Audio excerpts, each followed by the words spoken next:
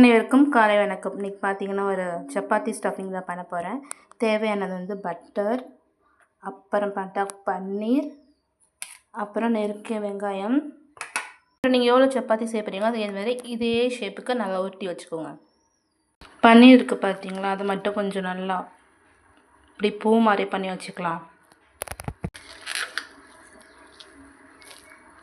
பார்த்தீங்கன்னா ஒரு பால்கோவா மாதிரி பண்ணிட்டேன். அதுக்கப்புறம் பார்த்தீங்கன்னா நம்மகிட்ட இருக்க வெங்காயத்தை அதை மேலே அப்படியே போட்டுடலாம். இருக்க எல்லா வெங்காயத்தையும் போடுங்க. இப்போ பார்த்தீங்கன்னா நல்லா கிளறி வச்சாச்சு வடை மாவு மாதிரி. இதுக்கு மேலே பார்த்தீங்கன்னா உங்களுக்கு தேவையான garam masala, any chaat masala, anything போட்டுக்கலாம். அதையுமே நல்லா கிளறி விட்டுடலாம். மிளகாத்தூள் கூட போட்டுக்கலாம். இப்போ ரெடி ஆகிடுச்சு பாருங்கள். ஆல்ரெடி உருட்டி வச்சுருக்கோம் பார்த்தீங்களா, அதில் அப்படியே லைட்டாக ஃபுல்லாக போட்டுடலாம்.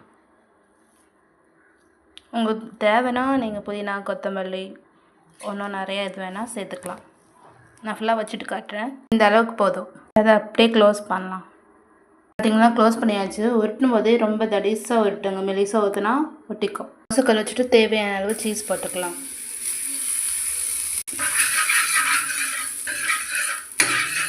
பார்த்தீங்கன்னா நம்ம இது வச்சாச்சு ஸ்டஃபிங். இது நல்லா ரோஸ்ட் ஆகட்டும்.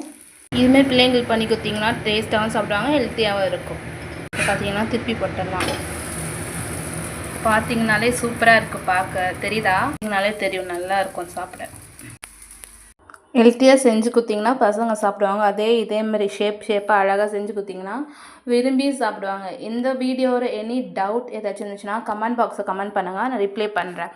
See you in another video. Bye bye.